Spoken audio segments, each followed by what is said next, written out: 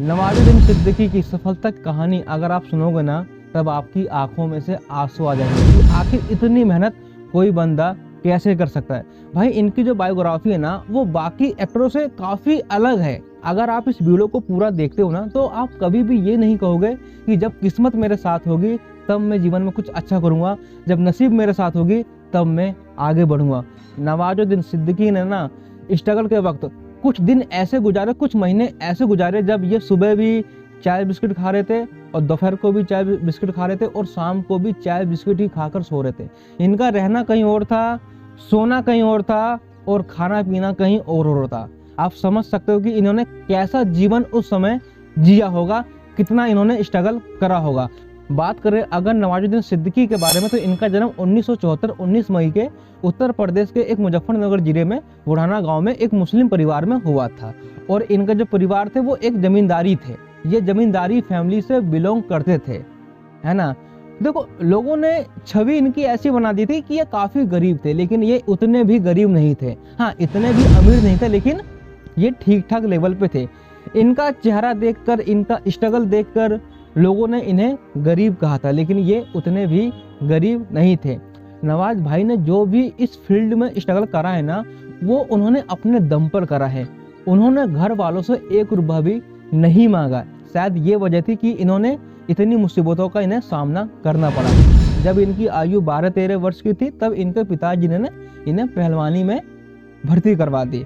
इन्होंने 2-3 महीने इन्होंने पहलवानी भी सीखी, लेकिन इनका उस काम में मन नहीं लगा बिल्कुल भी, तो इन्होंने पहलवानी भी छोड़ दी। देखो इनके अंदर ना बचपन से ऐसा शौक नहीं था कि मुझे एक्टर बनना है, मुझे हीरो बनना है, तो मुझे एक्टिंग के फील्ड में काम करना है। इनका सिर्फ इतना सा मानना था कि पढ़ाई लिखाई करके एक अच्छी सी जॉब पाकर मुझे रहना है, बस अपने घर वालों को खुश रखना है। हरिद्वार के गुरुकुल कांडली विश्वविद्यालय साइंस में इन्होंने ग्रेजुएशन की डिग्री हासिल की। उसके बाद ये चले गए गुजरात, वहाँ पर इन्होंने बड़ौद में एज अ केमिस्ट काम किया। वहाँ पर केमिकल वगैरह का काम था, क्रूड ऑयल वगैरह का, तो इन्हें वो काम भी पसंद नहीं आ रहा था, लेकिन ये मजबूरी में उस काम को कर रहे थे। वो कहते हैं ना कि जो आपके अंदर टैलेंट होता है ना, जब तक आपको अपने हिसाब से, आपके टैलेंट के हिसाब से आपको काम नहीं मिलता ना, तब तक आपको किसी और काम में मजा आता ही नहीं है। तो ऐसा ही हो रहा था नवाज भाई के साथ। इनको ना किसी भी काम में मजा नहीं आ रहा था, बस ये जिंदगी और जीवन में बस ढूंढ रहे थे कि आखिर मुझे क्या करना है। तो इनका एक दोस्त था, वो उन्हें एक दिन नाटक दिखाने के लिए ले गया। भाई नाटक देखने के बाद मानो जिंदगी और जीवन में ऐसा लगा कि मुझे वो सब कुछ मिल गया है जिसकी मैं तलाश में था। अब तो मुझे यही काम करना है, अब मुझे एक्टर ही बनना है, मुझे एक्टिंग के फील्ड में ही मुझे अब आगे बढ़ना है। उस नाटक को देखने के बाद इनके मन में ऐसे ख्याल आए। उसके बाद इन्होंने गुजरात के अंदर ही थिएटर वगैरह ज्वाइन कर लिया और ये भी नाटक किया करते थे। लेकिन भाई इनको ना यार उस काम में बिल्कुल भी मन नहीं लग रहा था, तो उन्होंने इस जॉब को छोड़ दिया और वो जॉब की तलाश में वो दिल्ली आ गए। अब इन्होंने ठान लिया था कि अब मुझे एक्टर ही बनना है, अब मुझे एक्टिंग के फील्ड में ही आगे जाना है। इसके लिए चाहे मुझे कुछ भी काम क्यों ना करना पड़े। तो भाई नोएडा के अंदर एक खिलौने की कंपनी थी, वहाँ पर इन्होंने सिक्योरिटी गार्ड का काम किया है। तो सुबह ये 9 से लेके शाम के 5 बजे तक ये सिक्योरिटी गार्ड का काम कर रहे थे और ये शाम को थिएटर में नाटक वगैरह किया करते थे। भाई जहाँ पर ये जॉब करते थे ना, वहाँ पर धूप जो ना धूप वो एक टाइम पे काफी ज्यादा आने लगी थी।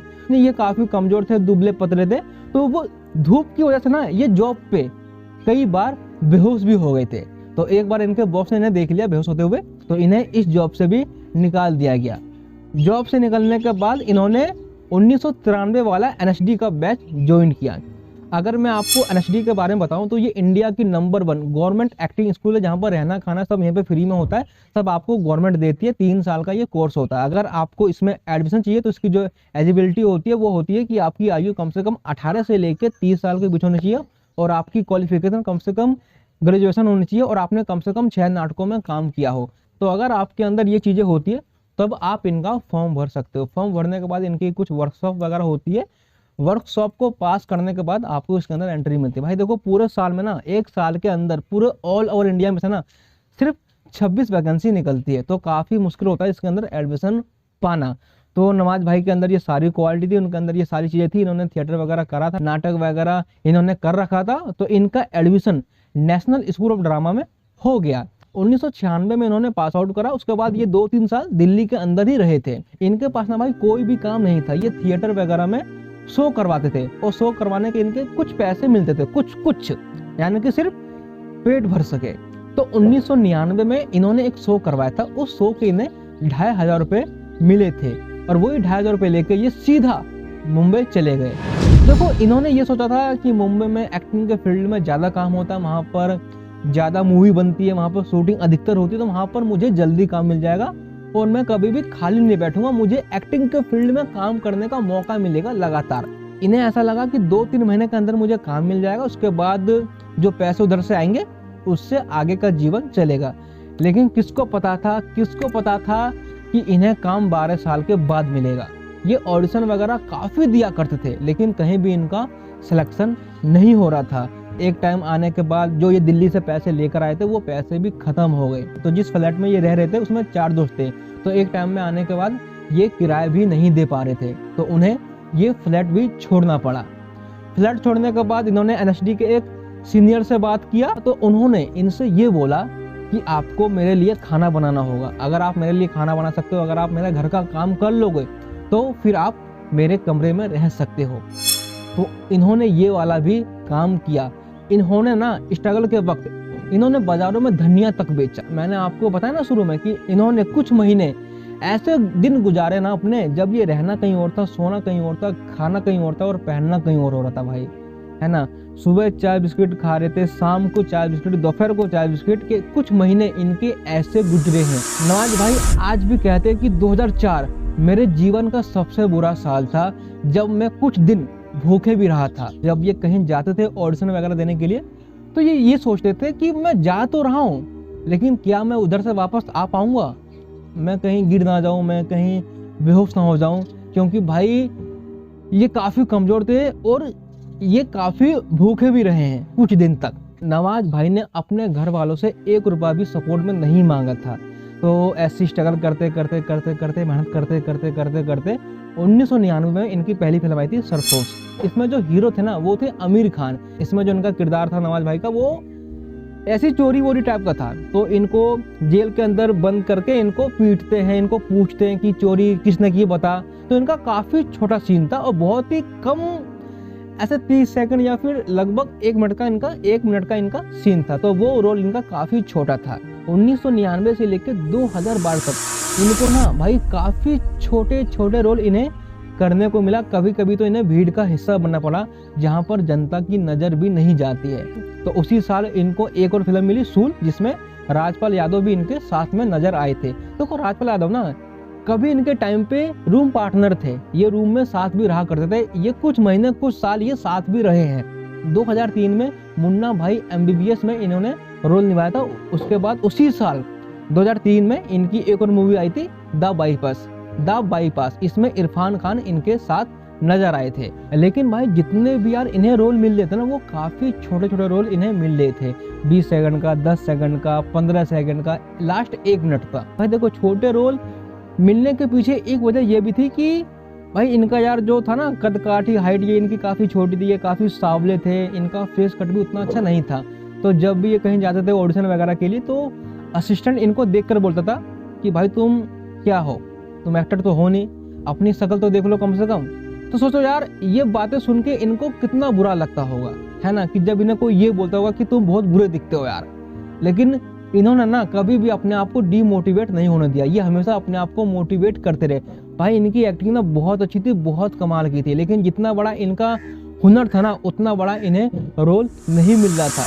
भाई 2010 में ना रणवीर सिंह की मूवी आई थी बैंड बाजा बारात। उसमें यश राज ने इन्हें ये कहा था कि आप रणवीर सिंह को कुछ एक्टिंग में अलग सिखाओ, कुछ हटके सिखाओ, ताकि मूवी अच्छी जाए। सोचो भाई, यश राज ने नवाज भाई को ये कहा था, तो सोचो इनकी एक्टिंग कितनी अच्छी होगी, कितनी कमाल की होगी। लेकिन रणवीर सिंह को इन्होंने 1 महीने एक्टिंग सिखाई थी, लेकिन फिर इनको काम मिल गया था, तो फिर इन्होंने छोड़ दिया था। तो वो कोर्स किसी और टीचर ने आकर पूरा किया था। नवाज भाई के गाँव में जब ये बात पता चली ना कि नवाज को तो एक्टर बनना है, इसे तो एक्टिंग के फील्ड में आगे जाना है, भाई इसे तो हीरो बनना है, तब सभी लोगों ने यही बोला था कि अपनी शक्ल तो देख ले, तो इन्हें काफी रिजेक्शन का सामना करना पड़ा। इनके मन में इन दौरान इनके मन में कई बार ये ख्याल आया कि भाई अब मुझसे नहीं हो पाएगा, अब मुझे ये काम छोड़ देना चाहिए। लेकिन भाई ये सोचते थे यार कि अगर मैंने इस काम को छोड़ दिया तो मैं क्या करूँगा, मैं फिर गाँव जाऊँगा, वहाँ पर मैं किसानी करूँगा, खेती करूँगा, और फिर मुझे वो लोग क्या बोलेंगे कि हमने तो तुम्हें पहले ही बोला था कि तुम्हारी बस की नहीं एक्टर बनना, इस काम को तुम छोड़ दो। एक्टर वो बनते हैं जिनकी बॉडी अच्छी होती है, एक्टर वो बनते हैं जिनकी लुक अच्छी होती है, एक्टर वो बनते हैं जिनकी पर्सनालिटी अच्छी होती है, एक्टर वो बनते हैं जिनकी इस फील्ड में जान पहचान होती है, एक्टर वो बनते हैं जिनका बैकग्राउंड इस फील्ड से होता है। सर इन्हीं सवालों को ये नहीं झेल पाते, इसलिए इन्होंने कभी भी इस काम को छोड़ने के बारे में नहीं सोचा। आज नहीं होगा तो कोई बात नहीं, 10 साल के बाद होगा, लेकिन होगा जरूर, ये इन्होंने ठान लिया था। उसके बाद 2012 में आई फिल्म पतंग, इसमें इन्होंने हीरो का किरदार निभाया, और भाई इसमें ना इन्होंने बहुत अच्छी एक्टिंग करी थी। क्योंकि भाई ये बात हकीकत है कि 12 साल जितने भी इन्हें रोल मिले ना, वो काफ़ी छोटे छोटे लेवल के रोल मिले थे, लेकिन इनकी एक्टिंग जो थी भाई वो काफ़ी अच्छी थी। डायरेक्टर जब इनकी एक्टिंग देख रहा था सेट पे, तो वो सोचता था कि यार शायद मैं इसका सीन थोड़ा लंबा लिखता, शायद ये स्क्रीन पर और देर के लिए आते। उसके बाद 2012 में आई इनकी फिल्म, जिस फिल्म ने नवाज भाई को रातों रात सुपरस्टार बना दिया। करोड़ों लोग इनके फैंस हो गए, हर जगह तूफान आ गया कि आखिर ये बंदा है कौन। वो फिल्म थी गैंग्स ऑफ वासेपुर। भाई इस फिल्म में इन्होंने बहुत अच्छी एक्टिंग की थी। इन्होंने जितना भी स्ट्रगल किया था ना 12 साल, वो स्ट्रगल इस फिल्म में निचोड़ के रख दिया। इतनी अच्छी इन्होंने किरदार निभाया था, इतना अच्छा इन्होंने वो एक्ट किया था। भाई देखो नवाज भाई ना 12 साल लोगों के बीच में रहे। इन्होंने गरीबी भी देखी थी, इन्होंने अमीरी भी देखी थी, इन्होंने गरीबी को बिल्कुल बारीकी से ऑब्जर्व किया था। तो भाई इनकी एक्टिंग ना यार, ये ऑब्जर्व करते करते करते करते लोगों के बीच रहते रहते ना, इनकी एक्टिंग जो थी ना वो काफी रियल थी।